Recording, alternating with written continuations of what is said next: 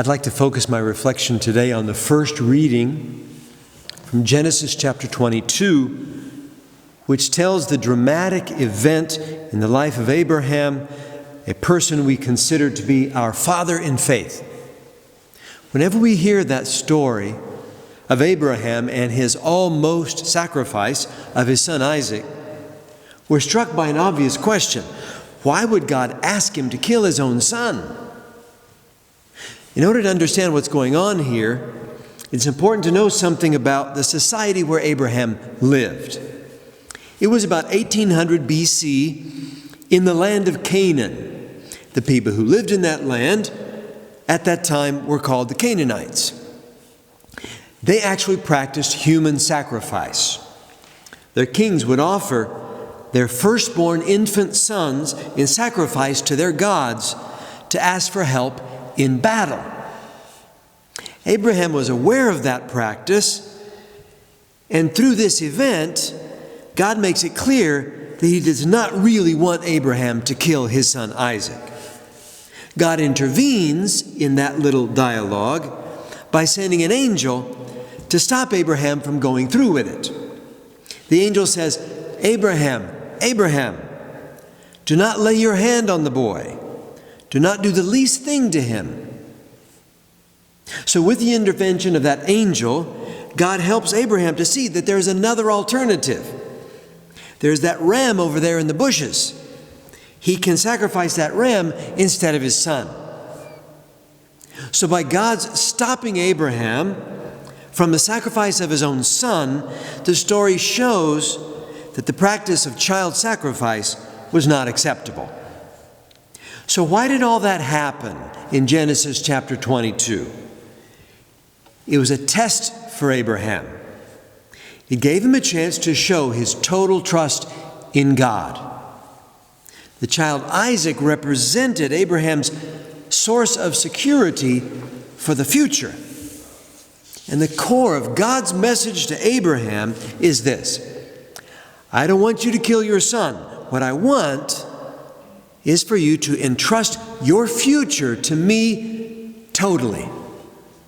Don't put your faith in any human strength or advantage. Put your faith in me. Trust me. I'll take care of your future. That's a deep message. And that's at the core of that first reading today. And it's a message that we all need to listen to also. So let's hear that message from the Lord again, spoken to us. Totally entrust your future to me. Don't put your faith in any human strength or advantage. Put your faith in me. Trust me. I'll take care of your future. Now, this story of Abraham also connects to another very dramatic story that's played out over and over again in our world today, all around the world. The situation would be something like this. A young woman finds herself in a crisis pregnancy. She feels overwhelmed by the situation. Maybe she's in a difficult relationship or embarrassed, or perhaps she's concerned about the possible effect on her education or her career. She may be in financial hardship or under pressure from other people. And she might develop in that situation a kind of tunnel vision where she cannot see any possible alternative to an abortion. We know from Abraham in Genesis chapter 22 that God says, do not lay a hand on the child. Trust me, I'll take care of your future. But that's sometimes hard to do when a person is in a state of panic and fear, and they don't see other alternatives. What that woman needs is an angel to point out the ram, to help her to see alternatives that up to now she has not been able to notice.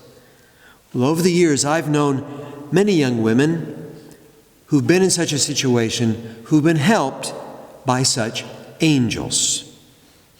The angels have sometimes been friends or family members or co-workers.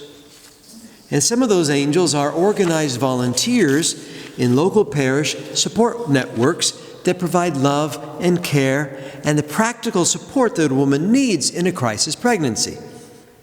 They help her by providing some resources to help her to say yes to that child. It's amazing to see the good that can be done with a little bit of support. Well, this year in our Diocese of San Angelo, we're participating in a national project that's called Walking with Moms in Need. This is an effort to organize networks in our local Catholic parishes so that our churches become islands of mercy in a sea of indifference.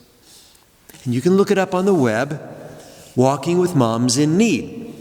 And through this project, our Catholic parishes and communities walk in the shoes of local pregnant and parenting women in need. Everybody should know how to help moms in difficult circumstances. And we're not trying to turn our Catholic parishes into crisis pregnancy centers. We can support our local pregnancy centers where they exist, and we can also find and share other resources with pregnant and parenting women. And where there are very few local resources, we can put together our own based on the gifts of our parish community. It's very exciting and very rewarding volunteer work. And I invite you to look it up and help to get it started locally where you live, Walking with Moms in Need.